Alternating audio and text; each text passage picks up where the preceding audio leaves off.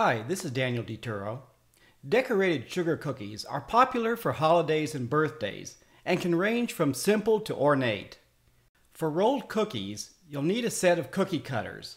Unless you are fortunate enough to have inherited a set of aluminum cookie cutters like the one shown here, you'll have to choose between a set of welded steel cutters or plastic cutters.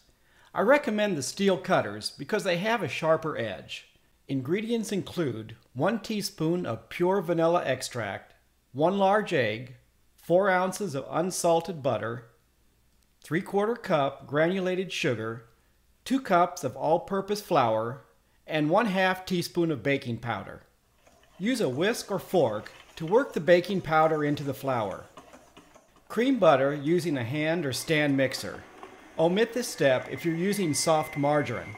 When the butter is creamy, add sugar to the bowl and mix on medium to high speed until the mixture is light and fluffy. If necessary, scrape the sides of the bowl, add the egg and vanilla, and beat until the mixture is well combined. Scrape the sides of the bowl, add the flour, and mix on low speed until the flour is combined with the butter mixture. If you've used a hand mixer up to this point, use a spoon to work the flour into the butter mixture. The dough can be too stiff for most hand mixers. Use a spoon to work in the flour to prevent burning out your mixer motor. Simplify cleanup and rolling by lining your work surface with wax paper attached with masking tape. Arrange oven racks in the center of the oven and preheat to 375 degrees. Divide dough into half, thirds, or quarters, whatever you're comfortable working with. Lightly dust your work surface with flour. Roll the dough into a ball, and then press it down using your fingers. Use a rolling pin to roll out the dough, rotating the dough if necessary, until it's about 1/8 inch thick, about 3 millimeters. Arrange your cookie cutters on the dough to get as many cookies as possible out of each piece of dough. Press the cutters into the dough. The cookies should not stick to your work surface. They may stick to your cutters.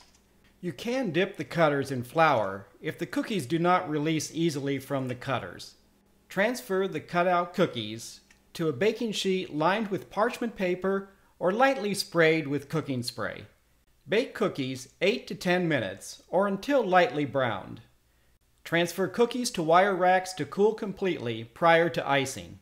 Royal icing is a hard candy-like icing typically made with egg whites. If you're concerned about eating uncooked egg white, you can also make royal icing using meringue powder available where cake decorating supplies are sold. You'll need 1 1/2 tablespoons of meringue powder, 2 cups of powdered sugar, and about 3 tablespoons of warm water. Royal icing dries very quickly, so have plastic wrap large enough to cover your mixing bowl. Combine sugar, meringue powder, and warm water in a medium mixing bowl. Using a hand mixer, start out at low speed, gradually increase the speed to medium and then high as the sugar and meringue powder are worked into the water. Depending on your mixer, it can take 10 to 12 minutes to achieve stiff peaks. You can reduce mixing time by using a stand mixer. Cover the bowl with plastic wrap to prevent the icing from forming a crust. Use a spreader or butter knife to apply the icing to your cookies.